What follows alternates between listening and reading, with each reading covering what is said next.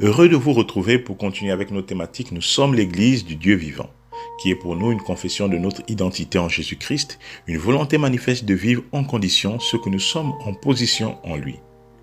En ce 7e jour d'enseignement, permettez-moi de rappeler que nous avons dit qu'en acceptant Christ, nous sommes sauvés. Notre esprit est régénéré, mais l'âme et notre corps demeurent identiques. Nous avons dit que l'âme fait partie de notre être intérieur. C'est le siège des pensées, nos émotions, nos sentiments, notre imagination, notre volonté, notre intellect.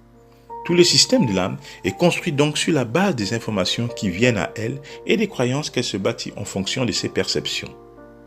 Le système, une fois établi, peut agir sur notre comportement, nos actions, nos décisions, notre morale et notre santé également. Nous allons voir un peu plus en pratique comment l'ennemi de nos âmes s'en prend alors à ce système pour nous détruire. Le plan stratégique de l'ennemi de nos âmes est simple. Il repose sur 3 grands axes qui sont dévoilés par notre Seigneur Jésus-Christ dans l'évangile de Jean au chapitre 10 dans son 10e verset. Le voleur ne vient que pour dérober, égorger et détruire. Analysons un peu certains éléments de cette phrase. La tournure ne que sert à marquer la restriction. S'agissant du terme vient, c'est la conjugaison du verbe venir à la 3e personne du singulier du présent de l'indicatif.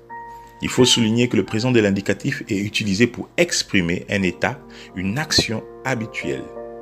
Ainsi, l'ennemi fera tout ce qui est nécessaire pour mettre à exécution son funeste dessein, en volant la conscience de notre identité spirituelle et de notre position en Christ dans une autre mesure, en nous tuant le plus prématurément possible.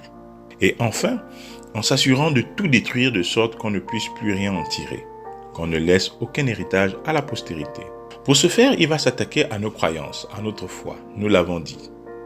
Nous allons voir dans une histoire biblique que vous pouvez retrouver dans 2 Rois 18, 2 Chroniques 32, Ésaïe 36, 3 moyens par lesquels il s'y prend.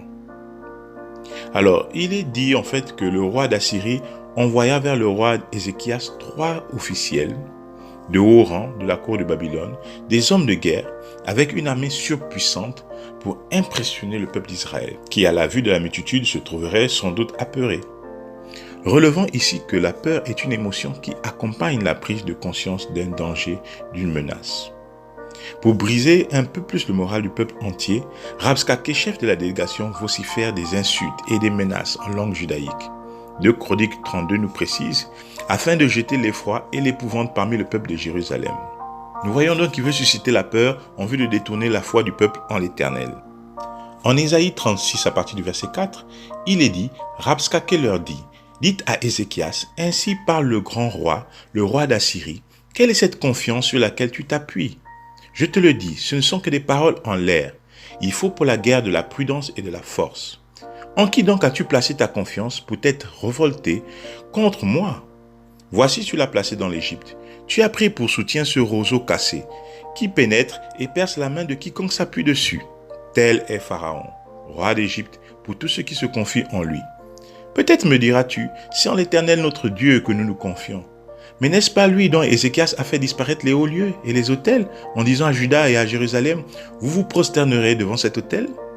Il est prouvé que la peur libère des hormones qui font baisser les défenses immunitaires. Comme haute stratégie, on voit qu'il introduit la ruse, la tromperie.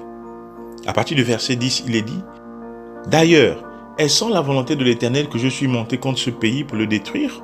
L'Éternel m'a dit, monte contre ce pays et détruis-le. » La ruse est définie ici comme l'habileté à feindre pour arriver à ses fins, l'art de tromper. Le diable utilise des manœuvres, des stratagèmes pour altérer le jugement de l'homme.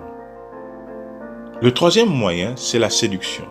On peut voir que Rabshakeh procède par la séduction en leur promettant des choses qu'il désire vivement. Nous lisons verset 16, « N'écoutez point Ézéchias, car ainsi parle le roi d'Assyrie.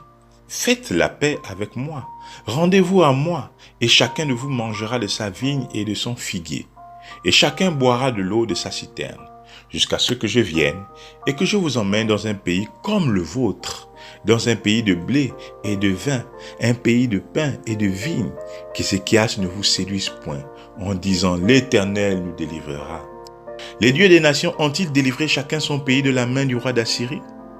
Dérivé du latin seducere, signifiant littéralement tirer à l'écart, La séduction désigne un ensemble de procédés de manipulation visant à obtenir une faveur, donner une image avantageuse de soi ou susciter délibérément une émotion, une admiration, une attraction de la part d'un ou plusieurs individus. Vous trouvez le sujet intéressant? Moi aussi. Toutefois, je vous dis à demain pour la suite. Que la richesse de sa grâce nous soit encore un peu plus révélée afin d'être des acteurs efficaces pour le royaume de Dieu. Shalom.